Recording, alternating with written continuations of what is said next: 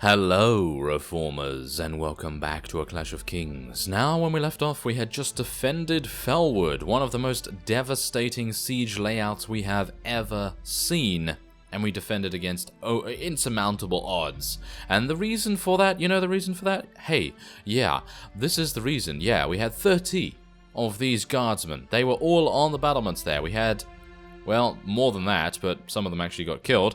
We had about 18, I don't know, elite Targaryen longbowmen, and, well, as you can see, many...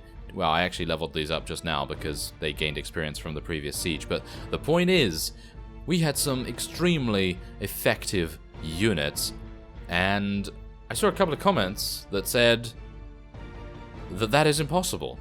That was an impossible siege to win because... the North units weren't even getting to us, for the most part, because our archers were killing them already, and yeah. Kind of thought that was a little bit weird, considering impossible would mean that we fought them back with infantry. Yes, I would definitely say that if the castle layout had only infantry available, and our guardsmen and various other units that we have in our army would have to go into melee, then I would say that that would be impossible, because 800 against 200 in melee, that's certainly going to be a very, very difficult siege. It has been done, dependent on the bottleneck, of course, but this castle layout in particular is immensely one-sided for the defenders. And if you have an overwhelming amount of pretty elite archers in the form of guardsmen and other longbowmen, then you're going to have a very easy time of it, no matter who you are fighting. But obviously, that's just your opinion. That's perfectly fine. You know, you can have that, no problem at all. But that's the thing. It's kind of a bit weird how you would say that that's impossible, considering.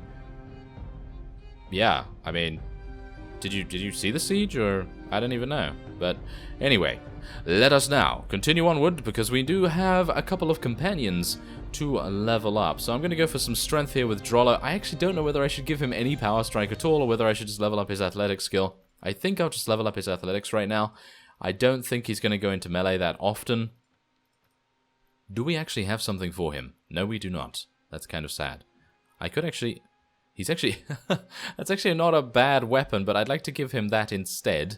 I'd like to give him a shield, but we don't currently have one. He is using a champion courser, which is pretty good. And who else do we have here? Oh, Alan. Alan is amazing, yes. He survived in the previous fight as well, which is quite impressive. As I said in the episode, pretty impressive to see that Carver and Alan both survived, which is really quite impressive, suffice it to say. So, let's see. Yes, more agility. Now, I guess athletics. Wow, I can't believe he has no athletics. He must be the slowest moving unit on the battlefield. That is just terrible. That's a crime. I'm terribly sorry, Graznon. Yes, not entirely sure how I didn't actually give you something beforehand, but apparently I didn't. So, yes, that's very good of me, isn't it? Yes, very good. Okay, so there it is. Everyone has been leveled up, and we're going to be doing something that someone mentioned in the comments as well, which is we are going to be re-dyeing House Targaryen and changing their colors. Because the Westerlands right now is kind of like a salmon color, and we are going to be changing House Targaryen. Where is it? Where is House Targaryen? It's not actually here, is it? No, it's not actually here, so we're going to have to change the Westerlands to something, which is kind of a bit annoying. I was hopeful that I wouldn't have to change them so much. How about that? Is that good? No. What about a pink? Orange? No. What about a deep red? Let's just do deep red, because we're not deep red. There we go. That's a little bit easier to see, right?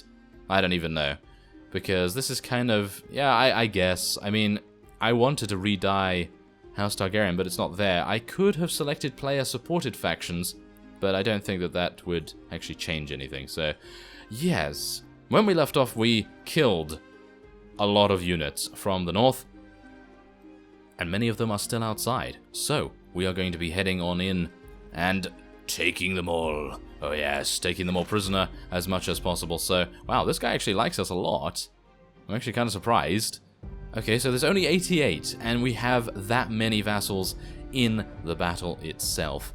I am extremely impressed by that, and we have, well, 190, of course. I am still injured, quite vastly injured in actual fact.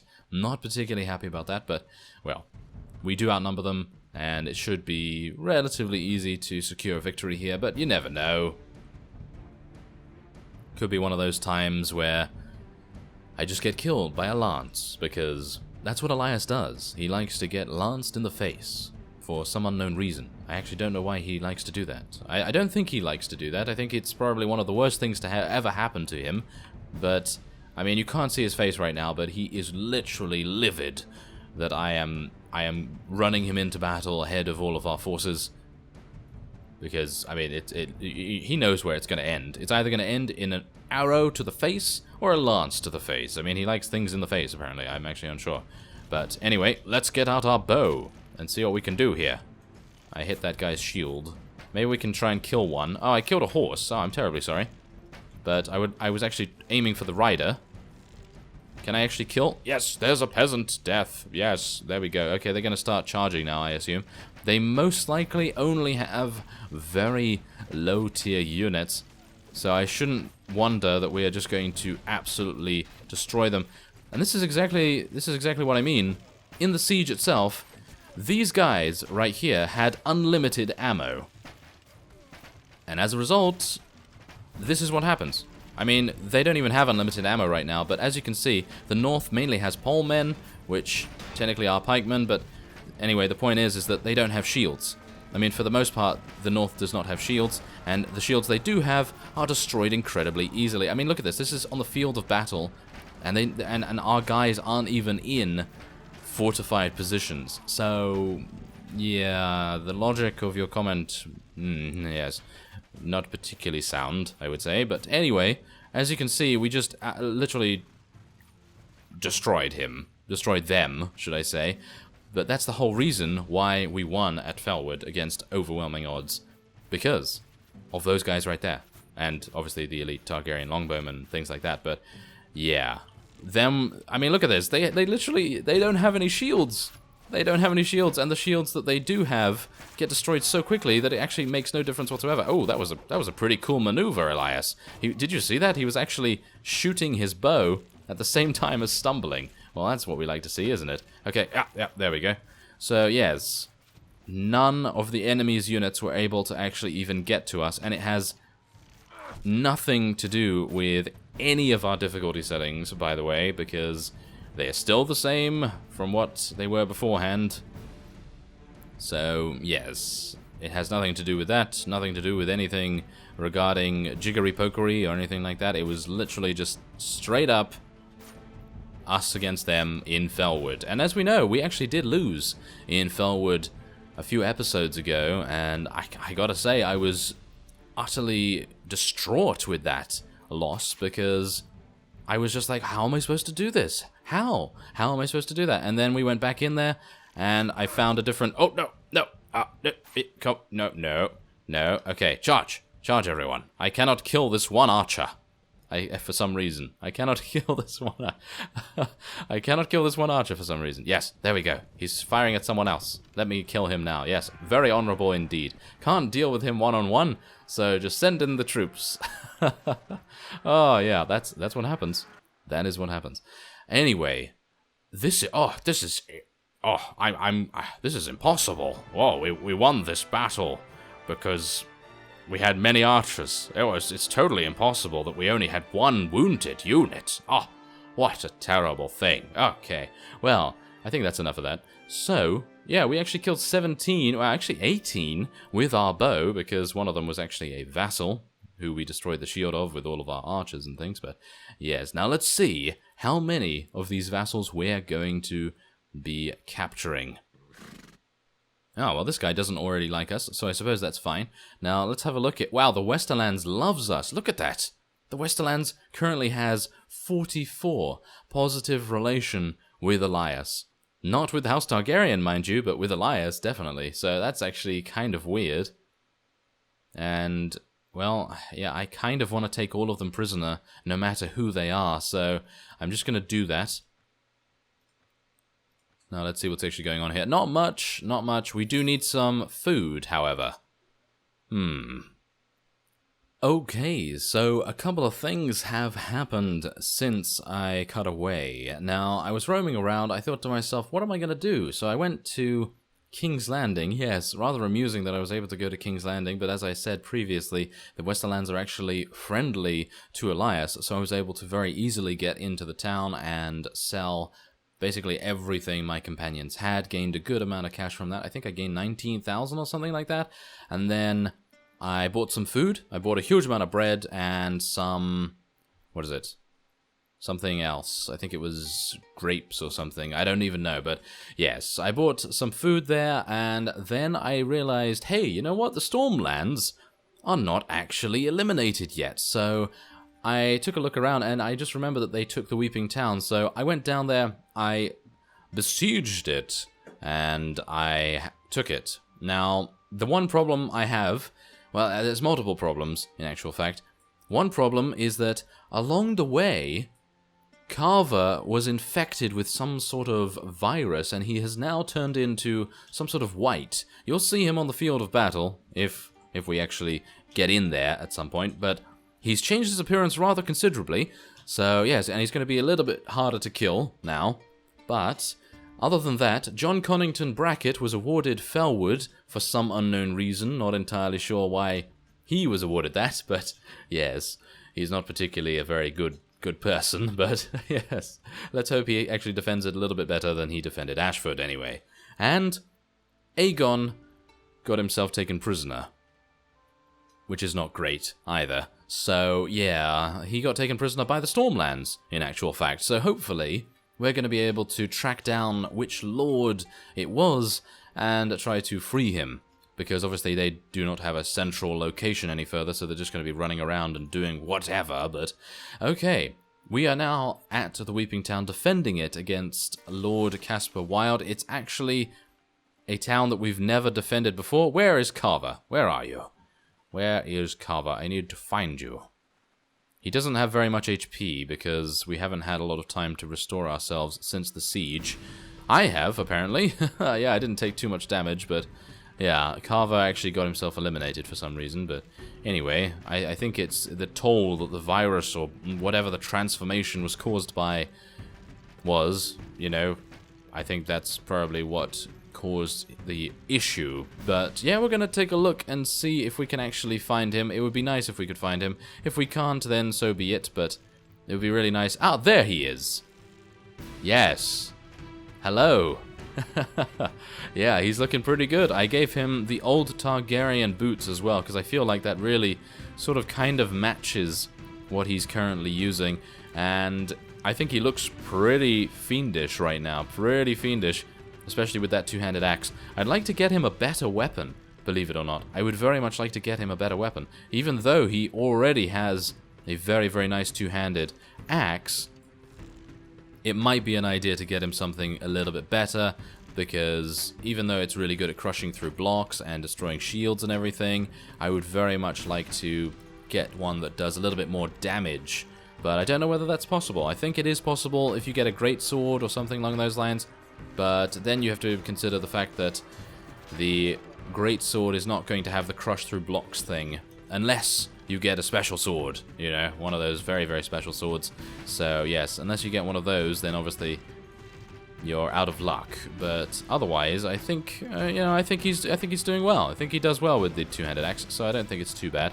Now, this is, of course, one of those times when I think, and I certainly know, that it would be almost impossible to defend against an overwhelming force here. So just take a quick look at the differences, okay, between Felwood and the Weeping Town. Now this is extremely open. It doesn't particularly have a very good vantage point location for varying amounts of archers. It's basically just a flat surface with a wall, which is perfectly fine. You know, nothing wrong with that. Nothing wrong with that, but the problem with it is that enemies are able to engage us basically almost immediately. Whereas in Felwood, most of our infantry spawn points and hold locations are a lot further back, from the front lines. So 2 or even 3 groups of allied archers can fire at the enemy forces without us even having to put anyone in harm's way. As you can see here, we lost 2 units just from the initial assault, and there was only 69 units. So you can imagine that this will be just multiplied tenfold. So yeah, it really depends on the siege layout. I'm kind of surprised that people don't seem to understand that the siege layout really makes a huge difference. I mean, Mistwood. Do I need to remind anyone of Mistwood? Maybe I do.